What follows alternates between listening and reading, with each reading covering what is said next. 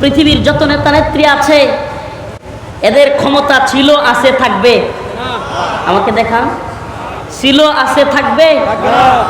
এই পৃথিবীর কোনো ব্যক্তি, কোনো ক্ষমতাধর এমন আছে যে ছিল, আছে, থাকবে? এক সময় ছিল, এখন কি নেই? এখন আছে, আবার এক সময় থাকবে? এটাই তো বাস্তবতা। তাহলে একমাত্র ক্ষমতাধর কে? আল্লাহ। সুবহানাল্লাহ। ওই আল্লাহ যাদেরকে সম্মান দেন, ওই আল্লাহ যাদেরকে ক্ষমতা দেন, তাদেরকে রাষ্ট্রের মালিক বানাইতে হয় না, রাষ্ট্রের ক্ষমতাধর বানাইতে হয় না। আল্লাহ পাক সম্মান দিলে হাজারো হাজার মানুষ রোজার দিন আল্লাহ পাক যদি কাউকে সম্মান দিতে চান, ওয়াল্লাহি এটা রফিকুল ইসলাম মাদানির ব্যক্তিগত কোনো ক্রেডিট নয়, এটা মামুনুল হকের ব্যক্তিগত কোনো ক্রেডিট নয় যে জেলখানায় পড়ে থেকেও গ্রাম বাংলার আনাচে কানাচে যেখানেই যাই শত শত যুবকের একটাই আকাঙ্ক্ষা, একটাই আশা, হুজুর মামুনুল হক সাহেব আবার কবে মুক্তি পাবে? আমাকে বলেন।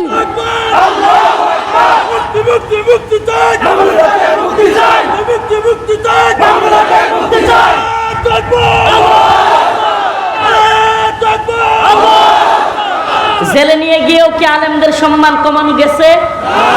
আমাকে বলেন, গেছে নাকি আল্লাহ আরো বাড়াই দিছে? ওয়াল্লাহি বাংলাদেশের এমন কোন মাহফিলে যাই নাই যেখানে আওয়াজ নাই যে মামুনুল হকের মুক্তি চাই। আব্দুল্লাহ ইবনে মুবারকের একটা ঘটনা আমার খুব মনে পড়ে যায়। তখন রিসেন্ট মাত্র কয়েকদিন হলো আব্বাসীয় খলিফা হারুনুর রশিদ ক্ষমতায় আসছে। আব্বাসীয় খলিফা হারুনুর রশিদ ক্ষমতার মসনদে উঠেছে। রাক্ষা, তার জন্য রাক্ষায় একটা অবকাশ যাপন, মানে তার থাকার জন্য এবং তার আনন্দের জন্য একটা বিলাসবহুল বাড়ি করা হয়েছে। সেই অবকাশ গড়ের মধ্যে বাদশাহ হারুনুর রশিদ বসে আছে। এমন সময় বাদশাহ হারুনুর রশিদের সঙ্গী সাথীদের মধ্যে একজন দেখলেন জানালা দিয়া মানুষ দৌড়াদৌড়ি করতেছে, ছুটাছুটি করতেছে, জুতা হারিয়ে যাচ্ছে খবর নাই, ধুলা বালি উঠতেছে খবর নাই। বাদশাহ হারুনুর রশিদের সঙ্গী জিজ্ঞেস করলো, কি হয়েছে? মানুষজন হাজার হাজার এভাবে ছুটোছুটি করতেছে কেন? মানুষজন এভাবে জুতা হারিয়ে যাচ্ছে খবর নাই, মানুষ আকাশে ধুলোবালি উড়িয়ে দিচ্ছে, কে কোন দিকে ছুটছে খবর নাই, এই হালত কেন? রাজ দরবার থেকে আওয়াজ আসলো। বাদশাহ হারুনুর রশিদের সঙ্গীকে মানুষজন বলল, খোরাসানের আলেম, খোরাসানের শ্রেষ্ঠ আলেম, হাদিস শাস্ত্রের মহাজ্ঞানী রাইসুল মুহাদ্দিসিন আব্দুল্লাহ ইবনে মুবারকের আগমন ঘটেছে। বাদশাহ হারুনুর রশিদের সঙ্গীরা সহ হারুনুর রশিদ নিজেও অবাক হয়ে গিয়েছে। বাদশাহ হারুনুর রশিদের সঙ্গী ওই রাজপ্রাসাদের ব্যক্তিদের কথা যখন শুনল যে খোরাসানের আলেম রাইসুল মুহাদ্দিসিন আব্দুল্লাহ ইবনে মুবারক এসেছে, আকাশ বাতাসে ধুলি উঠতেছে, মানুষদের জুতার খবর নেই, হারায়া যাচ্ছে, মানুষ পড়ে যাচ্ছে, বাদশাহ হারুনুর রশিদের সঙ্গী বলতে লাগলো, হাযা হাযা ওয়াল্লাহুল মুলক, হাযা ওয়াল্লাহুল মুলক, লা মুলক হারুন। আরে এটাই তো আসল বাদশাহী, বাদশাহ হারুনুর রশিদের বাদশাহী। এই বাদশাহীর কাছে তুচ্ছ, এটা কোনো বাদশাহী না। আরে পৃথিবীর নেতা নেত্রীদের বাদশাহী আল্লামা মামুনুল হকদের বাদশাহীর কাছে তুচ্ছ। এরা জেলখানায় বসেও আল্লাহ পাক মানুষের অন্তরে, আরে এদের বাদশাহী চলে রাষ্ট্রে এবং মাটির সাথে, এদের বাদশাহী একটা গণ্ডির মধ্যে, এদের বাদশাহী হলো রাষ্ট্রের সীমারেখা এবং মাটির বাদশাহী। আর আল্লাহ পাক আলেমদের বাদশাহী দিয়েছেন এই ভূখণ্ডের, এই পৃথিবীর মানুষদের অন্তরের মধ্যে। এক শ্রেণীর বাদশাহী চলতেছে মাটি এবং মানুষের সাথে, আরেক শ্রেণীর বাদশাহী চলতেছে অন্তরের মধ্যে। এদেশের এই পৃথিবীর রাজা বাদশাদের বাদশাহী চলে মানুষের পিঠের মধ্যে, চাবুক মেরে মানুষকে গ্রেফতার করে। আর আল্লাহ পাক আলেমদের বাদশাহী দিয়ে দিয়েছেন মানুষদের কলবের মধ্যে, অন্তরের মধ্যে। হাদা আল্লাহুল মুলক লা মুলক হারুন। হারুনের মুলকে এই অবস্থা হতে পারে না। আরে এক বাদশা পুলিশ ছাড়া অচল, আর এক বাদশা আলেম বাদশা যারা মানুষের অন্তরে বাদশাহী করে, তাদের বাদশাহিতে পুলিশ নিষিদ্ধ। এক বাদশাহ পুলিশ তারা অচল, আরেক বাদশাহ কি পুলিশ তার রাজ্যে নিষিদ্ধ। সুবহানাল্লাহ। তো ওই ক্ষমতাবান মালিক যদি কাউকে ক্ষমতার মালিক বানাতে চায় তাহলে বাদশাহী দেওয়ার দরকার পড়ে না। লা মুলকা হারুন। সুবহানাল্লাহ। তো এই জন্য বলি সমস্ত ক্ষমতার মালিক কে?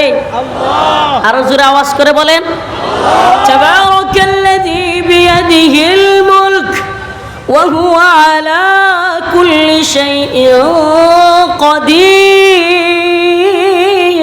আল্লাহ। তাবারাকাল্লাযী বিয়াদিহিল মুলক ওয়া হুয়া আলা কুল্লি শাইইন কাদির। সুবহানাল্লাহ। তাবারাকাল্লাযী, তিনি তো সেই মহিমান্বিত প্রভু, বিয়াদিহিল মুলক, যার ক্ষমতার অধীনে সকল ক্ষমতা। সুবহানাল্লাহ। সমস্ত বাদশাহী কার? আল্লাহ।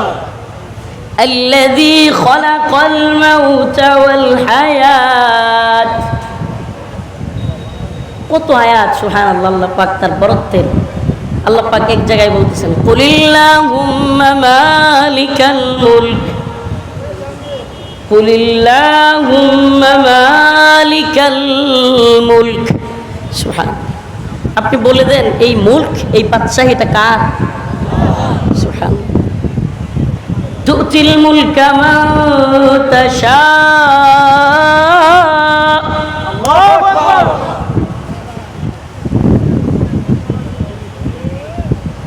এই মালিকের উপরে যারা বিশ্বাস করে এরা জানে যে আল্লাহ চাইলেই ক্ষমতা দিতে পারে, আল্লাহ চাইলেই ক্ষমতা নিতে পারে। কতক্ষণ না পারে কি পারে না? প্রিয় ভাইরা আমার, বন্ধুগণ আমার, মোল্লা ওমর রাহিমাহুল্লাহর নাম শুনছেন? নাম শুনছেন? এই আফগান বিজয়ের মহানায়ক এবং আফগান জাতি, তালেবান জাতি যার হাত ধরে গড়ে উঠেছে, মোল্লা ওমর রাহিমাহুল্লাহর কাছে জর্জ ডব্লিউ বুশ প্রস্তাব পাঠাইছিল, তুমি উসামাকে দিয়ে দাও, না হলে তোমার আফগানিস্তান মাটির সাথে মিশাইয়া দিব। তো একদল আলেমরাও মোল্লা ওমর রাহিমাহুল্লাহকে বুঝাইতে গেছিল, মোল্লা দিয়ে দাও উসামারে, না হলে সর্বনাশ হয়ে যাবে। জর্জ ডব্লিউ বুশ একেবারে আফগানকে মাটির সাথে মিশাইয়া দিবে, হুমকি দিয়েছিল। জর্জ বুশের ওই হুমকির পর, একদল আলেমদের বুঝানোর পর মোল্লা ওমর রাহিমাহুল্লাহ বলেছিলেন, আমিও দেখবার চাই আমার রবের ওয়াদা সত্য নাকি জর্জ ডব্লিউ বুশের ওয়াদা সত্য হয়। সেই কালজয়ী কথা যে আমার রবের ওয়াদা সত্য নাকি জর্জ ডব্লিউ বুশের ওয়াদা সত্য। সুবহানাল্লাহি ওয়া বিহামদিহি। ও মোল্লা ওমর রাহিমাহুল্লাহ, আপনি দেখে যাইতে পারেন নাই? আপনি দেখে যাইতে পারেন নাই আজ 2024-এ দাঁড়িয়ে আপনার অনুজরা, আপনার প্রজন্মের সন্তানেরা ঠিকই দেখায়া দিছে জর্জ ডব্লিউ বুশের ওয়াদা মিথ্যা, আপনার রবের ওয়াদাই সত্য। জর্জ ডব্লিউ বুশের দম্ভ অহংকার রব্বে কাবা চূর্ণ বিচূর্ণ করে আল্লাহ পাক তালেবান জাতিকে বিজয়ী করে দেখায়া দিয়েছেন যে মালিক চাইলে সব পারে। তো এখনো যদি কেউ জর্জ ডব্লিউ বুশের, ফেরাউন, নমরুদ, হামান, কারুনদের ইতিহাস থেকে শিক্ষা না নেয়, আলেমদের উপর জুলুম করতে থাকে, তবে আমার রব কি ওদের অবস্থা, ওদের মতো অবস্থা তাদেরও করতে পারেন কি পারেন না? সুবহানাল্লাহ। আল্লাহ তো বলছেন তুতিল মুলকা মান তাশা, আমি যাকে চাই তাকেই ক্ষমতা দান করি। ওয়া তানজিউল মুলকা মিম্মান তাশা, আমি যার থেকে মন চায় ক্ষমতা কেড়ে নেই। সুবহানাল্লাহ, সুবহানাল্লাহ। এই উপজেলা চেয়ারম্যানের নির্বাচন আসছে। আমি একটা ছোট্ট ঘটনা বলি আপনাদেরকে। আমার নিজের থানার উপজেলা চেয়ারম্যান খুব ক্ষমতাবান ছিল এক সময়। যখন ক্ষমতা চলে গেছে, একেবারে চাক্ষুষ প্রমাণিত ঘটনা, থানার মধ্যে উঠছে, নাম নিচ্ছি না যেহেতু ইউটিউবাররা আছে, থানার মধ্যে নিজের বাসার সামনে এক রিক্সাওয়ালারা ডাক দিছে, হয়তো কোথাও যাবে। রিক্সাওয়ালা কয়, না আমার ভাড়া আছে, জানগা আপনি অন্য রিক্সা দিয়া। কি কয়? দেখছেন আপনারা? ওইটাও দেখছেন কিনা? ওই যে একটা পাগলা ছিল আমেরিকার প্রেসিডেন্ট ডোনাল্ড ট্রাম্প, দেখছিলেন না?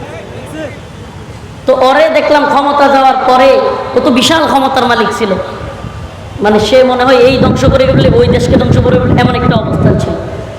ক্ষমতা থেকে যাওয়ার পরে কোলাপানে দেখলাম এডিট করে একটা এরকম একটা পাতিলের মধ্যে বসায়া নদীতে ছাইড়ে দিছে, আর গজল লাগাই দিছে, আমারও ছিল সব একদিন, আজ আমার নেই কিছু নেই। দেখছেন না ভিডিওটা? বাস্তবতা কি? এই দুনিয়ার ক্ষমতার ওয়ালারা, এই দুনিয়ার ক্ষমতা শেষ হওয়ার সাথে সাথে লাঞ্ছনা শুরু।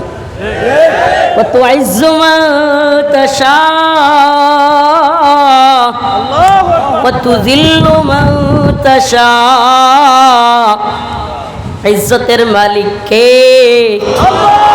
আমগর ক্ষমতা আবার যায় না, আলহামদুলিল্লাহ। সরকার যেটা হোক, আমগর ক্ষমতা কি হয় না? যায় না। ওই যে যতদিন আব্দুল্লাহ ইবনে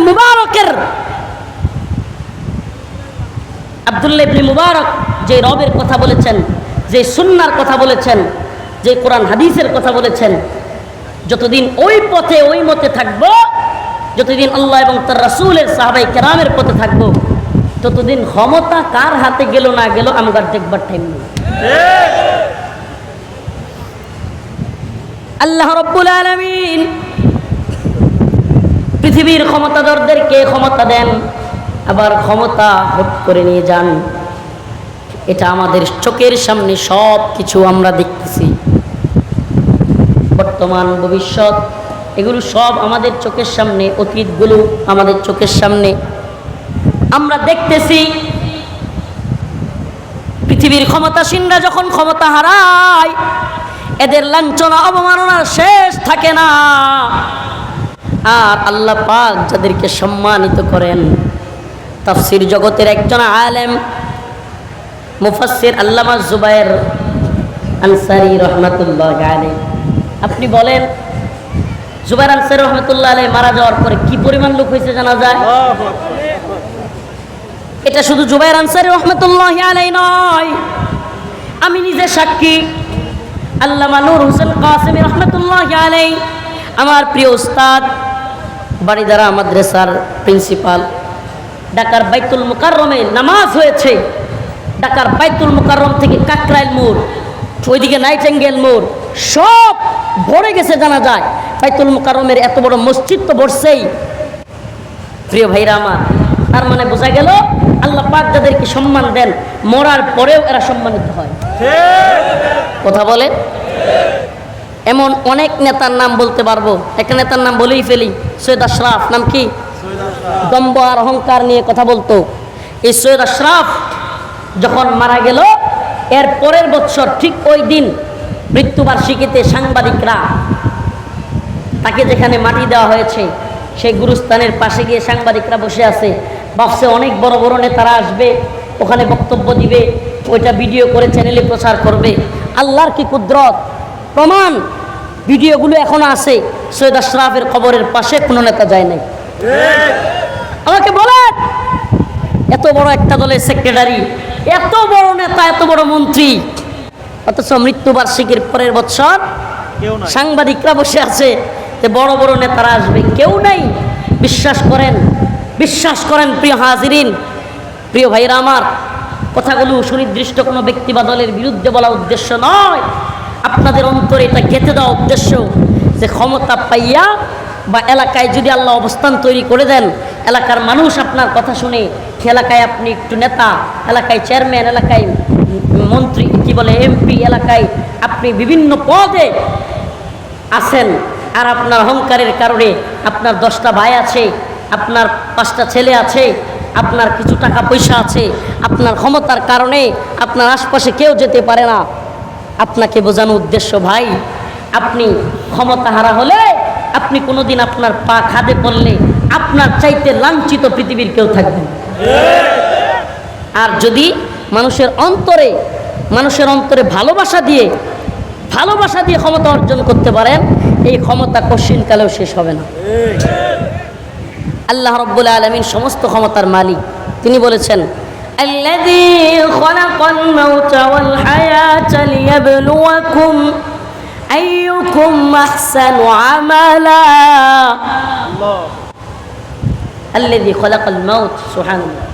আল্লাহ পাক সূরাতুল মুলকের মধ্যে বলতেছেন, খালাকাল মাউত, আমি আগে মৃত্যুকে সৃষ্টি করছি। কি সৃষ্টি করছি? মৃত্যুকে আগে সৃষ্টি করেছি। আল্লাহ পাক আগে বলেন নাই আল্লাযী খালাকাল হায়াতা ওয়াল মাউতা। আল্লাহ কি বলছে? আল্লাযী খালাকাল মাউতা ওয়াল হায়াতা, আমি আগে মৃত্যুকে সৃষ্টি করেছি।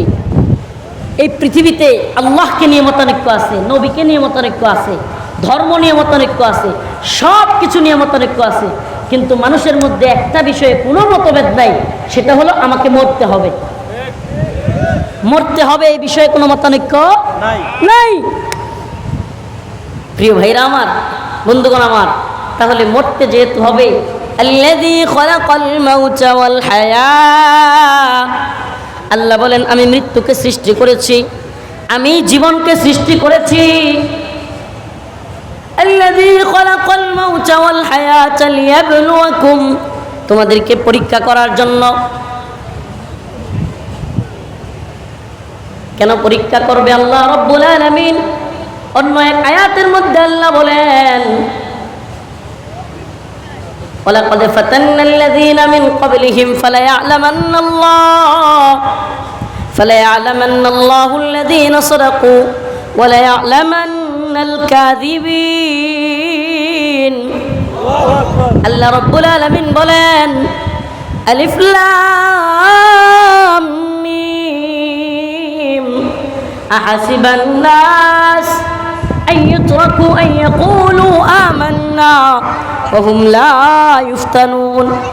হে মানুষ, তোমরা কি মনে করো তোমাদেরকে এমনি এমনি ছেড়ে দেওয়া হবে? আন ইয়াকুলু আমান্না, তোমরা বলবে আমি ঈমানদার। তুমি ঈমানদার, এই কথা বলার সাথে সাথে তোমাকে ছেড়ে দেওয়া হবে? ওয়া হুম লা ইফতানুন, পরীক্ষা করা হবে না?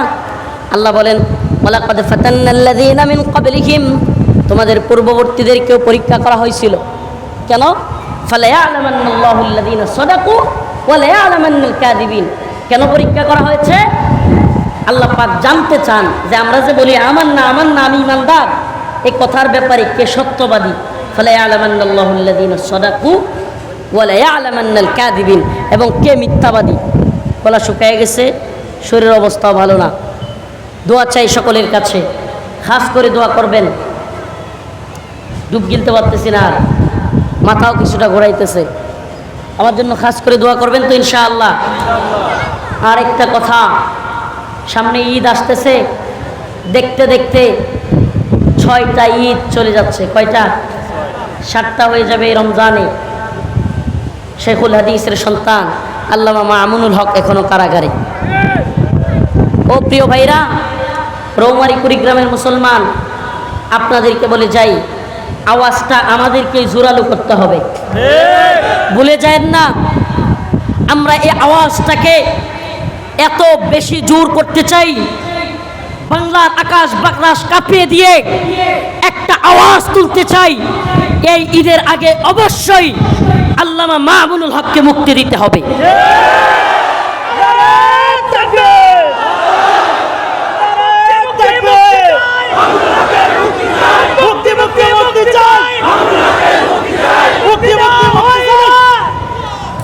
আমরা সমস্ত আলেমদের মুক্তি চাই।